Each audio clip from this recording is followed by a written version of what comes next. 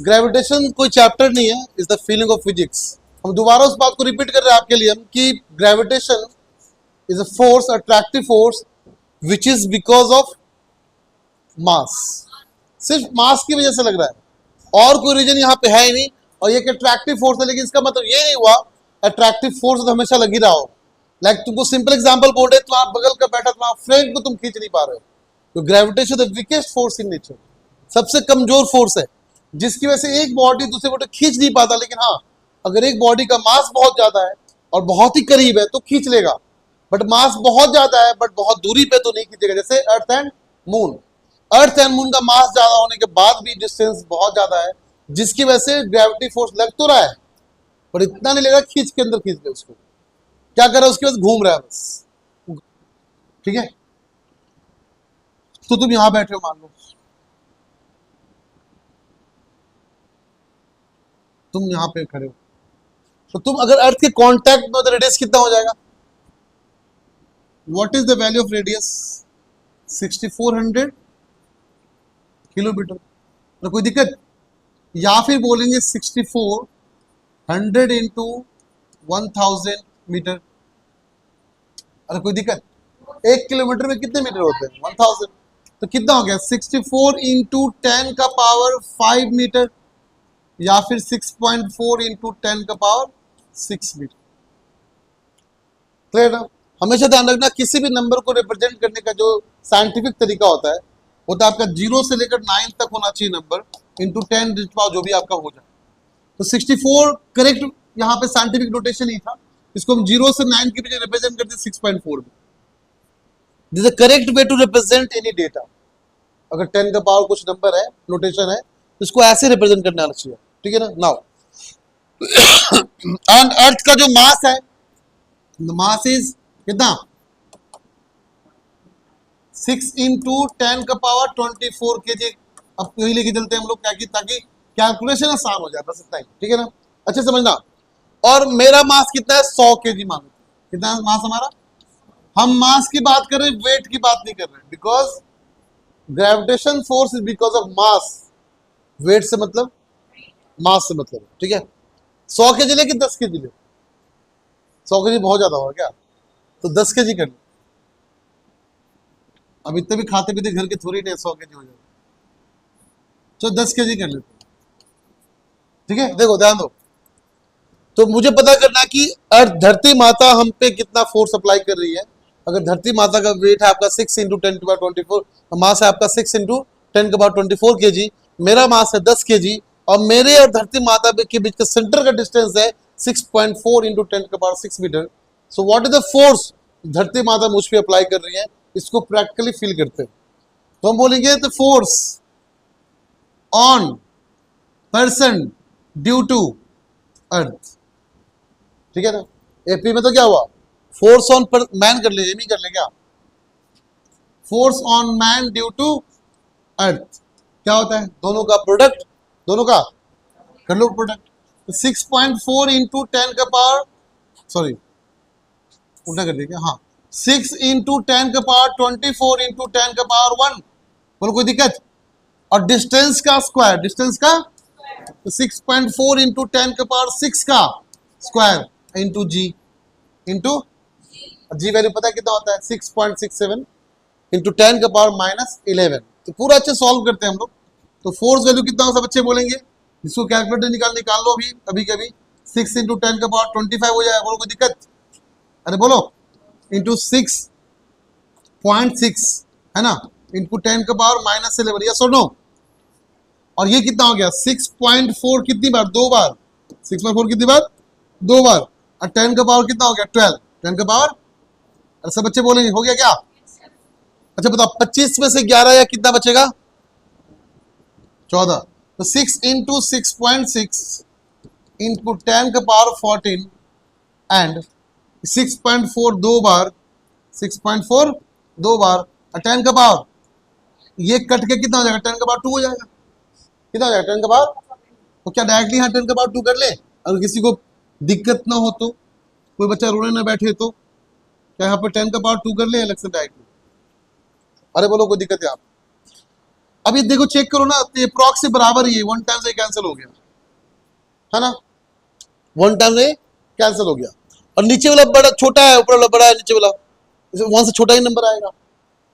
अगर ये मान लो 1 होता, बात समझना, अगर ये 1 होता तो हमारा आंसर 100 न्यूटन होता, 100 न्यूटन का फोर्स मेरे पे लग रहा हो, बट अप्रॉक्स 1 के बराबर है कि नहीं है, तो बोल सकते हैं अप्रॉक्स अब आपका 100 न्यूटन का फोर्स लग रहा है, यस और नो?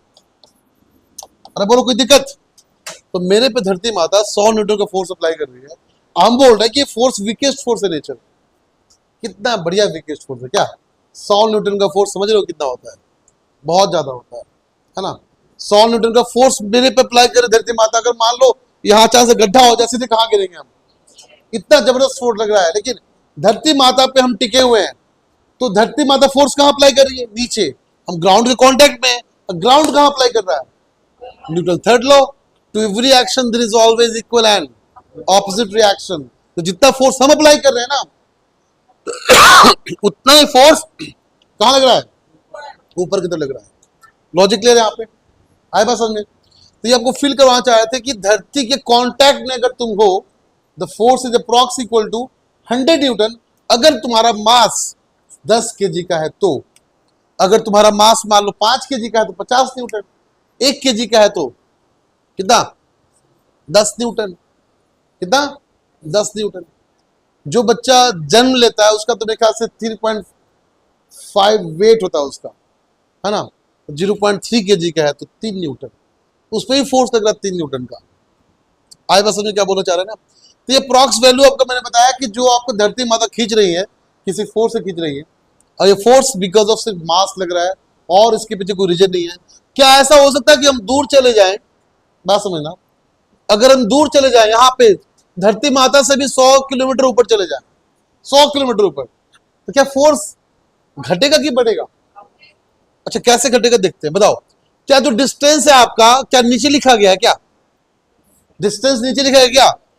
तो डिस्टेंस अगर नीचे बढ़ रहा है तो फोर्स घट रहा है क्या? अच्छा बताओ, इतना दूर चले जाए, इतना दूर चले जाए कि फोर्स कितना हो जाएगा? 0।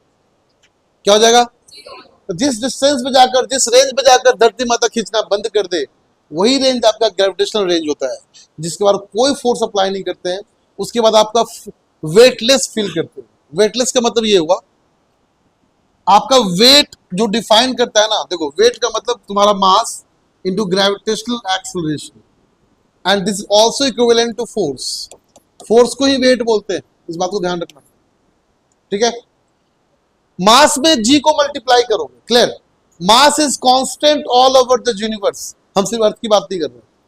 तुम इस ब्रह्मांड के किसी भी कॉर्नर पे चले जाओ, तुम्हारा मास अगर अभी अर्थ पे 3 केजी का है, 5 केजी का है, तो ब्रह्मांड के हर कॉर्नर पे तुम्हारा मास 5 केजी का ही होगा, वो चेंज नहीं करने वाला। तो चेंज क्या करता है? Gravitational acceleration, that defines weight of your body. अगर वेट निकालना हो तो ग्रेविटेशनल एक्सेलरेशन को मल्टीप्लाई कर दो मास में, that is called weight, clear ना? तो धरती माता का जो ग्रेविटेशनल एक्सेलरेशन कांटेक्ट में हो, तो हम कांटेक्ट की बात कर रहे हैं, बात समझना चाहिए सब बच्चे, तो फील करवाएंगे तुमको चैप्टर को अच्छे से, बस समझो बात को। अगर तुम धरती माता के कांटेक्ट में हो ना, तब तुम्हारा ग्रेविटेशनल एक्सेलरेशन तो max to max it will be 9.8 metre per second square, which is equivalent to 10 metre per second square, ठीक है। अब मेरा क्वेश्चन है कि ऊपर चलते जाएंगे तो ग्रेविटी घटेगा बढ़ेगा? घटेगा, घटेगा ना। एक टाइम ऐसा आएगा जब ग्रेविटेशनल एक्सेलरेशन होगा ही नहीं। देखो ग्रेविटेशनल एक्सेलरेशन टर्म है, वर्ड है। अगर मैंने बोला जी, तो जी मींस ग्रेविटेशनल एक्सेलरेशन, और एक्सेलरेशन में तो क्या? चेंज इन स्पीड, स्पीड को चेंज करने वाला। ऐसे छोड़े कहां गिरेगा? क्यों? क्योंकि इसका स्पीड कितना अभी है? 0। अभी होल्ड किया कितना है? 0। छोड़ते ही कहां गिरेगा? स्पीड आएगा नहीं आएगा? स्पीड क्यों आया? Because of gravitational acceleration. इतना दूर फेंक दिए, नीचे ही नहीं आ रहा, इसका मतलब जी कितना हो गया? अगर थोड़ा भी एक्सेलरेशन है, थोड़ा भी खींच देगा नीचे की तरफ, तो बात समझे? अरे तुमको चमक रहा है क्या? अरे बोलो। तो ग्रेविटेशनल एक्सेलरेशन ये डिफाइन करता है कि अगर ऑब्जेक्ट को छोड़ा जाए धरती माता के आसपास तो कितने स्पीड से गिरेगा। तो आप अप्रॉक्स मान के चलो ना कि अगर मान लो 20-25 किलोमीटर तक मान के चलते हम लोग, 20-25 मान ले, 100 मान ले, चलो 100 बहुत ज्यादा हो जाएगा, 20-25 मान लेते हैं। 20-25 तक अगर ऑब्जेक्ट को छोड़ा जाए तो जी वैल्यू 9.8 लेके चलना, कितना? 9.8 लेके चलना है।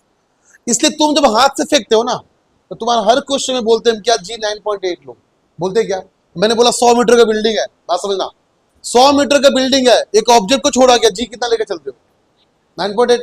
तुम्हें ऐसे क्वेश्चन पूछना चाहिए, सर आपको कैसे पता 9.8? आपने तो मुझे पढ़ाया था कि धरती माता के कांटेक्ट में 9.8, ऊपर बढ़ते जाएंगे तो 9.8 घटता चला जाएगा, एक टाइम कितना हो जाएगा? 0।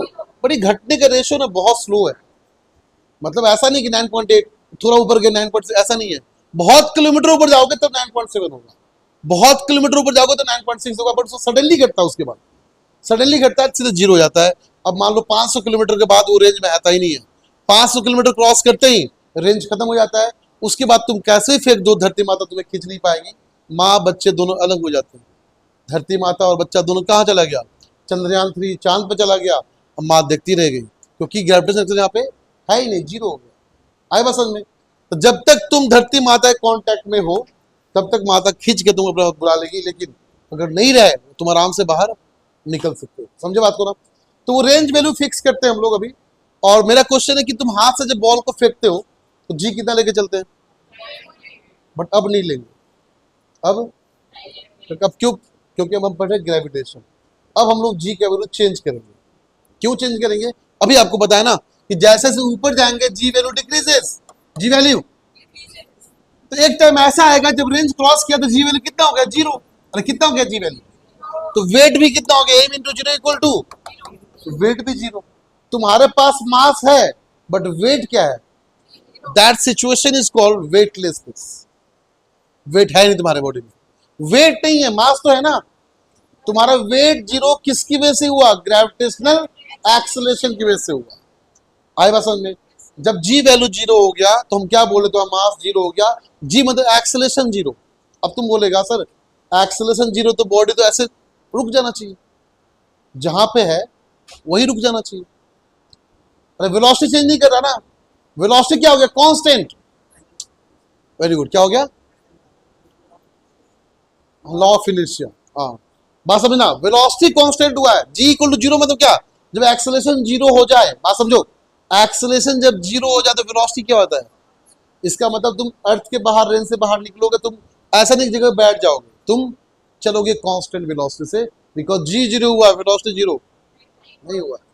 अगर वेलोसिटी 0 हो जाएगा तो तुम कभी चांद तक नहीं पहुंच पाओगे, साइंस बोलता है। समझे? अगर ऐसा होता, साइंस बोलता कि आपका एक्सेलरेशन 0, मान लो अगर साइंस ये बोलता है एक्सेलरेशन 0 तो वेलोसिटी 0, तो शायद हम कभी चांद तक नहीं पहुंच पाते, क्योंकि रेंज में जाके जी 0 हो जाता है और वेलोसिटी 0 आगे बढ़ ही नहीं पाते। बट ऐसा पॉसिबल, क्योंकि acceleration g equal to 0 define ये करता है आपका कि velocity is constant. Velocity constant का मतलब क्या हो? सुन बात, acceleration means the rate of change in velocity, change in velocity. बात समझना, अगर 2 सेकंड के बाद तुम्हारा वेलोसिटी है 5 मीटर पर सेकंड और 2 सेकंड पहले भी तुम्हारा था 5 मीटर पर सेकंड, तो चेंज कितने का आया? अरे पहले भी 5 था, बाद में 5 है, चेंज कितना आया? 0। बट वेलोसिटी है तो सही, 5 पहले ही था, 5 बाद में भी है, वेलोसिटी है बट चेंज 0 है, that change defines acceleration. Clear? चमका क्या बोलना चाह रहे हैं? तो इस चैप्टर को अच्छे से फील करना है कि अब ग्रेविटेशन में जब बॉल फेंकेंगे तब ये मत बोलना सर कि v equal to root over 2gh, अब ये पॉसिबल, बिकॉज जी चेंजेस। जी क्या कर रहा है? अब तुम बॉल को ऊपर फेंको तो जी चेंज कर रहा है ना। मान लो फेंक दिए 100 किलोमीटर ऊपर, मान लो बाहुबली फेंक दिए, गया 100 किलोमीटर ऊपर, बताओ जी क्या चेंज नहीं करेगा? अब जी 9.8 नहीं, क्या है? कितना है? कितना है? 9.8 नहीं तो अरे बोलो कितना है? नहीं पता, ये आंसर था। जी 9.8 कहां? धरती माता के पास है, बट 100 किलोमीटर फेंके कितना है? अब तो पता करना तुम लोग, क्या हेडिंग दो, पता करते हैं जी वैल्यू जब ऊपर फेंका जाए, हेडिंग दो, पता करते हैं जी वैल्यू जब धरती माता से ऊपर फेंका जाए, यही हेडिंग है छोटी, यही हेडिंग है, पता करते हैं जी का वैल्यू जब धरती माता से ऊपर फेंका जाए। सब बच्चे सुनो, सबसे पहली बात तो मान लो पहले अर्थ के सरफेस पे हम बैठे हुए हैं, हम टॉप सरफेस यहाँ बैठे हुए हैं, धरती माता कहाँ फोर्स अप्लाई करती है? हमेशा सेंटर पे। देखो इस बात को समझना कि तुम अगर यहाँ पे खड़े हो, आपको बच्चा बोलना बस गिर जाएंगे, गिरेंगे नहीं, ठीक है? कहाँ फोर्स लगेगा? सेंटर पे। तुम कहीं भी खड़े हो, मान लो तुम यहाँ पे खड़े हो, कहाँ फोर्स लगेगा? सेंटर पे, हमेशा फोर्स सेंटर पे।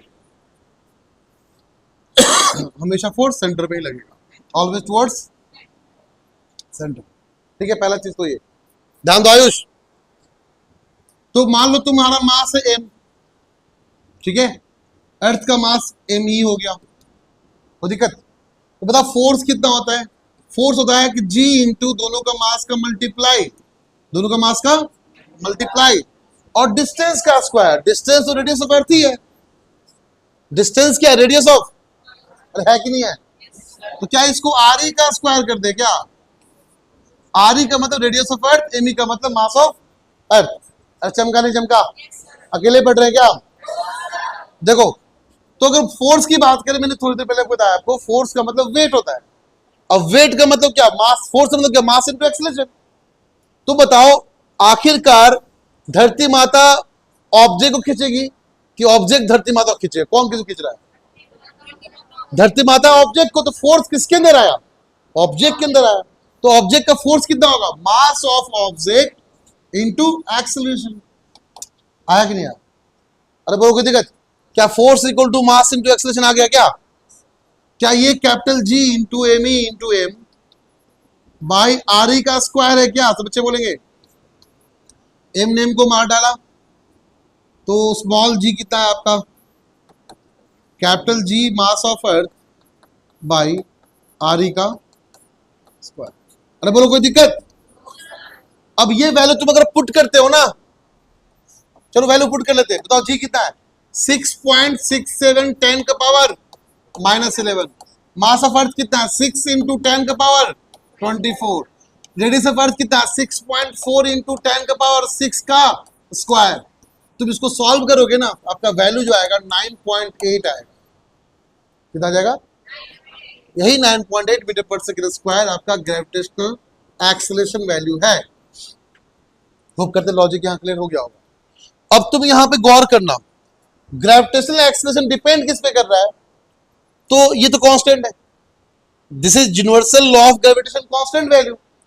मास ऑफ अर्थ क्या होता है? हमेशा कांस्टेंट। क्या मास ऑफ अर्थ कभी चेंज करेगा? कोई बच्चा बोलेगा चेंज करेगा कैसे? पत्थर उठा के ऊपर फेंक देंगे, खत्म हो गया। सिस्टम के अंदर कंजर्व रहेगा। फिर कहां आएगा? तो कंजर्व रह गया। हाँ, तो मास ऑफ कुछ टुकड़ा हटाकर चांद पे लेकर चले जाओ तो मास ऑफ अर्थ घट गया, लेकिन बोलेंगे यूनिवर्सली कांस्टेंट है। क्या बात समझे क्या? तुमसे 5 रुपया छीनकर इसको दे दिए तो तुम्हारे पास 5 रुपये कम ही हो गए, इसके पास बढ़ गया, बट रूम में पैसा उतना ही रहेगा, रह नहीं रहा। इसको बोलते कंजर्वेशन। कभी भी आपका मास का, एनर्जी का लॉस हमेशा कंजर्व होते हैं। क्लियर ना? नाउ तो ये चीज मास ऑफ अर्थ तो कांस्टेंट हो गया, रेडियस ऑफ अर्थ में चेंज नहीं करेगा, कोई दिक्कत? तो तुम बताओ, क्या ग्रेविटेशनल एक्सेलरेशन कांस्टेंट हुआ कि नहीं हुआ? क्या ये एक्सेलरेशन किसी ऑब्जेक्ट के मास पे डिपेंड कर रहा है कि अर्थ के मास पे डिपेंड कर रहा है? अर्थ के मास पे डिपेंड कर रहा है। इसका मतलब हाथी फेंको, चींटी फेंको, तो ऑब्जेक्ट के मास पे डिपेंड कर ही रहा है। यहाँ पे अर्थ, दोनों तो अर्थ के मास पे डिपेंड कर रहा है। जब दोनों अर्थ के मास पे डिपेंड कर रहा है तो छोड़ते ही दोनों क्या होगा? दोनों साथ साथ नीचे गिरेगा। लेकिन कब? वैक्यूम में, या फिर एयर रेजिस्टेंस को इग्नोर किया जाए तब। अगर आप एयर रेजिस्टेंस इग्नोर नहीं करते हो, वैक्यूम में नहीं करते एक्सपेरिमेंट को, तो आपका ऐसा होगा, चींटी ऊपर तैरता रहेगा और हाथी पहले नीचे आएगा। ये एक्सपेरिमेंट तभी पॉसिबल है, हाथी और चींटी साथ साथ तभी नीचे गिरेंगे जब आप एयर के रेजिस्टेंस को इग्नोर करोगे। आप पूरे एक्सपेरिमेंट को या तो वैक्यूम में करोगे। क्लियर ना? ये क्योंकि आपका एक्सेलरेशन वैल्यू डिपेंड करता है मास ऑफ अर्थ पे, ना कि मास ऑफ ऑब्जेक्ट पे। कौन सा ऑब्जेक्ट है उससे मतलब नहीं है, मतलब सिर्फ मास ऑफ अर्थ से। Is the most important points जो एग्जाम में आ सकता है आपका, कि हाथी और चींटी को साथ साथ फेंका जाए, कागज को फेंका जाए, तो दोनों क्या होगा? दोनों साथ साथ ही नीचे गिरेंगे एक साथ। तुम चाहो तो एक्सपेरिमेंट अभी कर सकते हो। मुझे एक पेन देना, छोटा सा हल्का ऑब्जेक्ट दो ना, ये भारी है तो कुछ हल्का दो। तो ठीक है, ये सब बच्चे मान सकते हैं यहाँ पे कि ये वेट, इसका वेट बहुत डिफरेंस है, अप्रॉक्स 10 टाइम्स। ये 5 ग्राम का होगा तो कम से कम ये 500 ग्राम का होगा, मान लेते हैं, होगा ही इतना ही। तो 5 ग्राम 5 बहुत डिफरेंस हो गया ना। और यहाँ पे ये रेजिस्टेंस भी है कि नहीं? बट फिर भी दोनों साथ साथ ही गिरेगा। तुम दोनों थोड़ा साइड हट जाना, देखना सब बच्चे, हम यहाँ से गिरा रहे हैं, ठीक है? देखो हाइट सेम है, एक साथ फेंकेंगे नीचे, और चेक करना दोनों साथ में गिरा कि नहीं, साथ में गिराना। तो दोनों का गिरने का तरीका क्या है? साथ है, जबकि मास कितना डिफरेंस था, क्योंकि ग्रेविटेशनल एक्सेलरेशन कभी भी मास ऑफ ऑब्जेक्ट पे डिपेंड, किस पे डिपेंड करता है? मास ऑफ अर्थ पे डिपेंड करता है। और दोनों के लिए मास ऑफ अर्थ तो कांस्टेंट ही रहेगा। चमका नहीं चमका? डाउट है किसी बच्चे को? इस पॉइंट को लिखो, इस चीज को लिखो, दोबारा से कॉपी करो। देखो यहां पे, ये आपका अर्थ हो गया। तो मान लो ये आपका रेडियस ऑफ अर्थ हो गया, करेक्ट? दिस आ रही है ना। मान लो बॉल को एच हाइट ऊपर फेंका गया, यहां तक फेंका गया, तो पूरा डिस्टेंस कितना हो गया ऑब्जेक्ट का? आर ई प्लस, अरे बोलो कोई दिक्कत?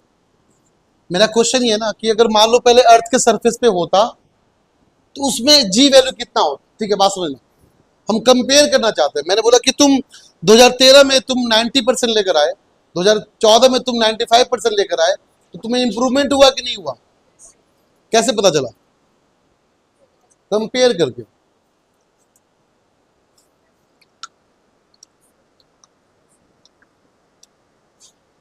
और गर्म नहीं मिला?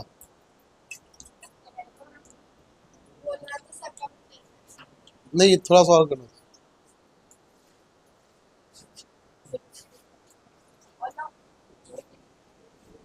देखो ध्यान दो, हाँ सुनना। जैसे जैसे किसी भी चीज को कंपेयर करना होता है, लाइक कोई बच्चा, सपोज करो किसी बच्चे का 2013 में 92% मार्क्स था और 2014 में 90% मार्क्स था, तो पढ़ने में उसका इंप्रूवमेंट हुआ कि नहीं हुआ? घट गया ना। बट 90% मार्क्स खराब होता है क्या? बहुत अच्छा होता है। पर तुम क्या बोलो, इंप्रूवमेंट नहीं हुआ, क्योंकि अपने अपने कंपेयर किया। अगर मान लो कोई बच्चा 33% लाया था 2013 में और 90% लिया 2014 में, कितना इंप्रूवमेंट है? सेम 90% इंप्रूवमेंट हो रहा फर्स्ट बच्चे के लिए, और उसके लिए नहीं हो पा रहा। क्यों? कंपेयर। किसके लिए? कंपेयर करते वैल्यूज को। यहां पे द सेम वे हम देखना चाहते हैं कि अर्थ के सरफेस पे जी कितना है, और जब ऊपर फेंकेंगे तो वहां पर जी कितना है, कंपेयर करेंगे। और ये भी चेक करेंगे अगर जी वैल्यू घटा है तो कितने से घट गया, 3% से, 4% से, 5% से। और ये भी चेक करेंगे कब जाकर जी 0 हो जाएगा। सारा वैल्यू डिफाइन करेंगे फॉर्मूले के थ्रू, उसके लिए जनरल फॉर्मूला डिवाइड कर लेते हैं। यहाँ पे देखो, बताओ सब बच्चे, क्या सरफेस ऑफ अर्थ पे निकाल चुके हम लोग? क्या कितना आया था? G equal to G M by R, G mass of earth by R E का स्क्वायर, यही था ना? अरे अभी तो किए थे हम लोग, यही किए थे ना हम लोग। चलो बताओ, अगर यहां फेंक दिया गया बॉल को, अब बताना सब बच्चे, एट हाइट एच कितना हो जाएगा जी आपका? G M E by R E plus H का होल स्क्वायर। अरे वो दिक्कत, जी निकालते कैसे? Capital ji into mass of earth और जितना डिस्टेंस उसका स्क्वायर, यही ना? तो यहां इस पॉइंट पे क्या होगा? Capital G mass of earth, और कितना हाइट हो गया है? R E plus H. तो क्या इसको जीएच बोल ले? जीएच का मतलब gravitation due to acceleration at height H, इसको जीएच बोल ले। इसका मतलब सरफेस ऑफ अर्थ, यही ना? हमें क्या करना है? हमें निकालना दोनों का रेशियो। ठीक है, तो बताओ सब बच्चे, क्या हमें जीएच बाय जीएस निकालना है क्या? अरे बोलो सब बच्चे, जीएच बाय, बताओ कितना हो जाएगा? जीएच कितना निकाले हम लोग? G M E by R E plus H का होल स्क्वायर। बोलो कोई दिक्कत? बताओ जीएस कितना है?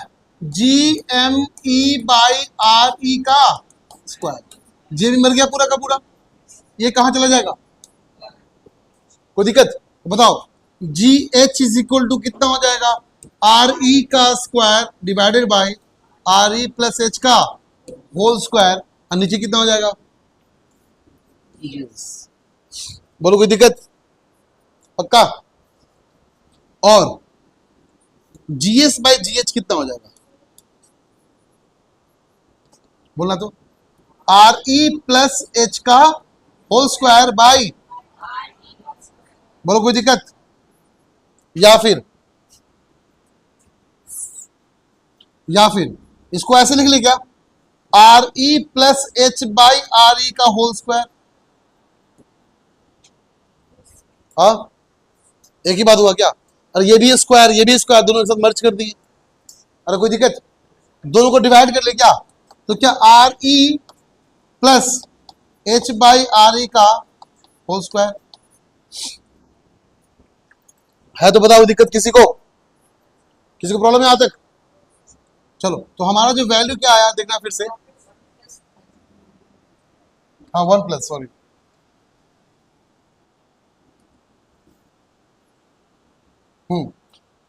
तो हमारा जो वैल्यू है क्या क्या देख लो आप फिर से। तो हमारा वैल्यू है GS अपॉन में GH, सब बच्चे ध्यान देंगे, इक्वल टू 1 प्लस RE बाई H का होल स्क्वायर, या फिर अगर देखा जाए तो बोलेंगे GH is equal to GH by GS equal to, उल्टा कर ली फिर से, 1 प्लस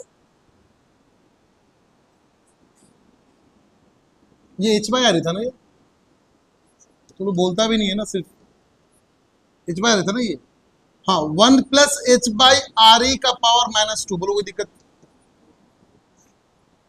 अरे उल्टा करेंगे तो पावर क्या हो जाएगा, हो जाएगा ना। नाउ या फिर बोलेंगे GH is equal to GS into 1 प्लस H बाई RE का पावर -2।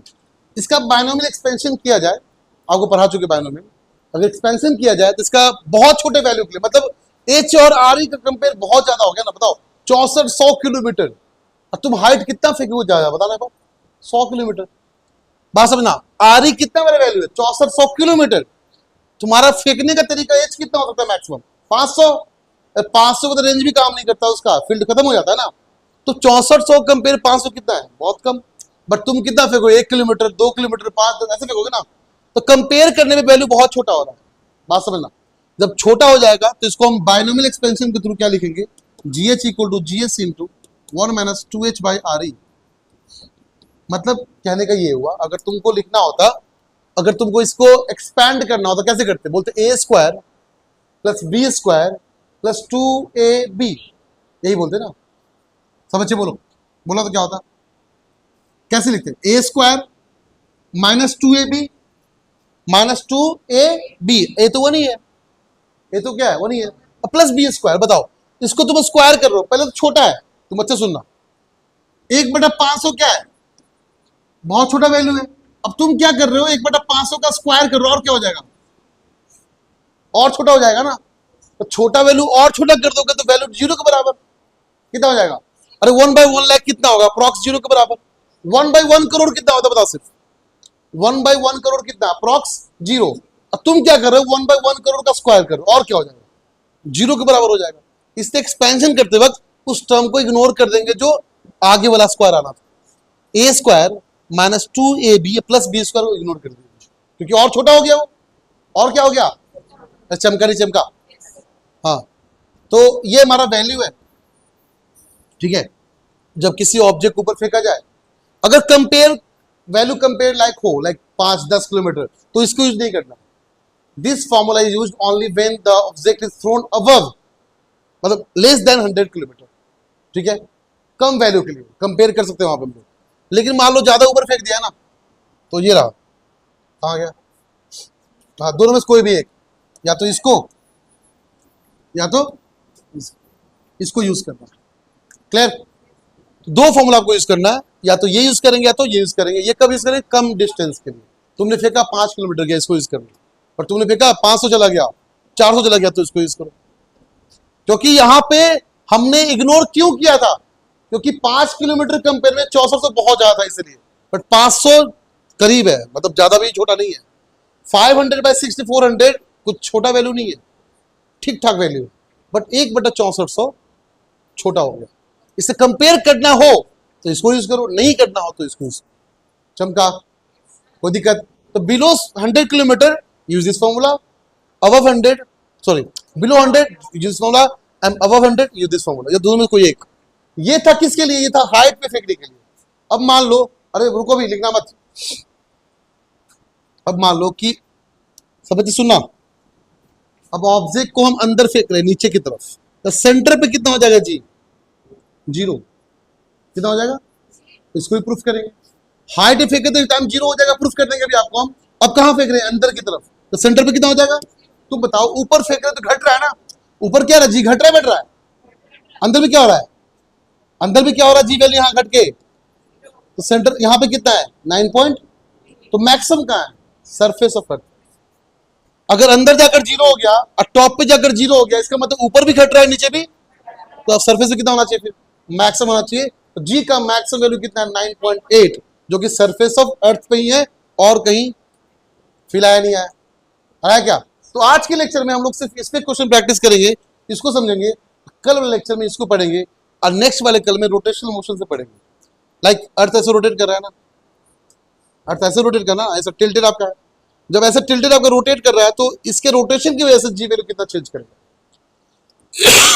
आपको पता होगा कि अर्थ प्रॉपर गोल तो है नहीं, है ना, ये रेडियस अलग है, ये रेडियस पोल पे अलग जी होता है और इक्वेटर पे अलग जी होता है, ये पता ही होगा। तो रोटेशन ऑफ अर्थ से जी पे कितना फर्क पड़ेगा उसको ही पढ़ेंगे हम लोग, लैटिट्यूड सब कुछ पढ़ लेंगे उसके अंदर। तो आज हम सिर्फ हाइट का पढ़े, कल डेप्थ का पढ़ेंगे, परसों हम लोग रोटेशन का पढ़ेंगे, फिर जाकर चैप्टर लास्ट में खत्म करेंगे। क्लियर ना? तो आज क्वेश्चन प्रैक्टिस कर लेते, कॉपी कर लो इसको, पहले पहला वाला और दूसरा वाला ऐसे बोलना है। इसे कुछ नाम कर दे क्या हम लोग?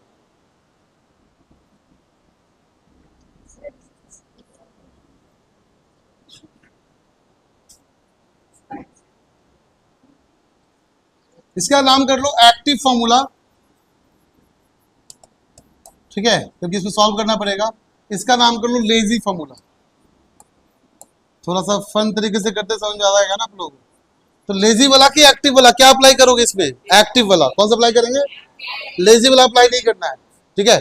तो क्वेश्चन आपका है कि कितना दूर जाओगे कि आपका जीएच वैल्यू 36% डिक्रीज कर जाएगा।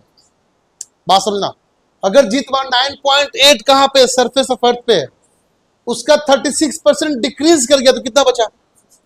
64%।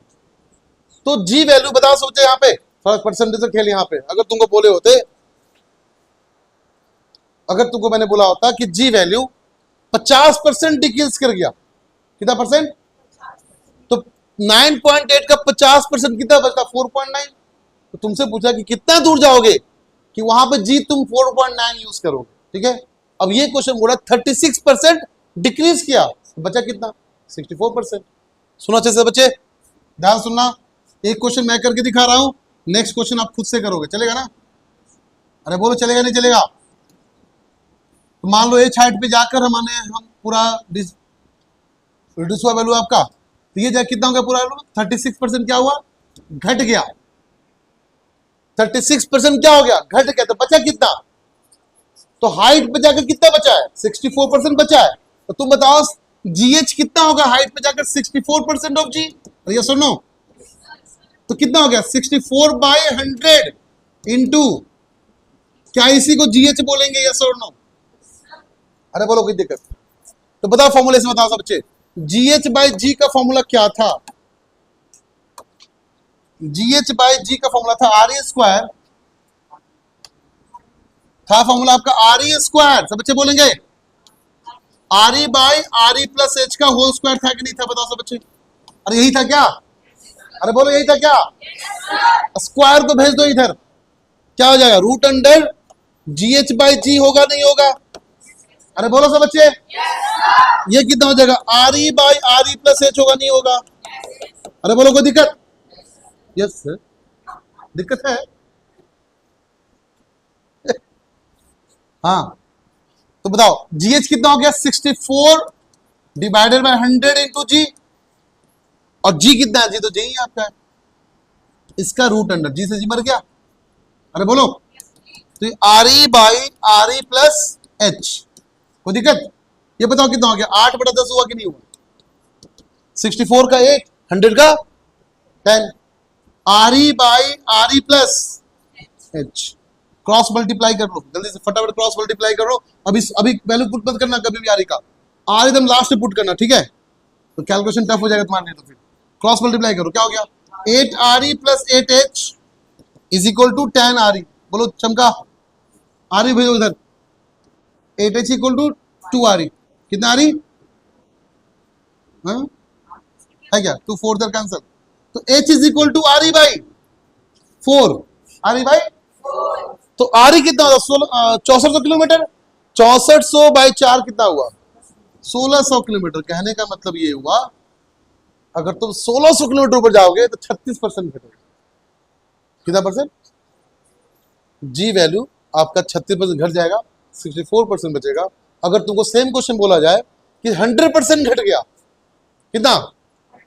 तो जीएच कितना होता है 0% ऑफ जी। क्या सॉल्व कर लोगे? अब निकाल लोगे कितना होगा आंसर? अरे बोलो चमका नहीं चमका? तो वैल्यू याद करना था कैलकुलेशन लेवल से, यहाँ पे याद नहीं था, वो सिंपल से लॉजिक था। अब कोई भी चीज को याद मत किया करो, लॉजिक समझा करो कि हो कैसे रहा है। तो होप करते आपको समझ में आ गया होगा। तो होमवर्क कर लो, टाइम हो चुका है, होमवर्क कर लो। इसको कॉपी करने के बाद तो बच्चे सुनो, आपको बताना है कि हाँ हाँ 19% पे घटेगा तो कितना होगा। उस क्वेश्चन में 36% को हटा देना और वहां पे लिखना 19%, 36 पे दोबारा कर लेना, 51%, 64%, 75%, 86%, 84%, 96% और 100%। इन सब का एच वैल्यू निकालना कल के होमवर्क में आपको। समझा ना? पहले से कॉपी करो आराम से। कितने बच्चों को आज के लेक्चर अच्छे समझ में आया प्रॉपर तरीके से 100%? अरे कितने बच्चों को 100% समझ में आया? हाथ उठाओ। अच्छा ठीक है। कितने बच्चों को 90% से 100% के बीच समझ में आया? 80 to 90। तो जहां जहां डाउट रहे घर पे जाकर दोबारा प्रैक्टिस करो। अब पहले कल डाउट पूछना, ठीक है, फिर लेक्चर कंटिन्यू करना। तो होप करते इसको समझ आ गया होगा आपको। इसको कॉपी करो, मिलते फिर कल। हाँ।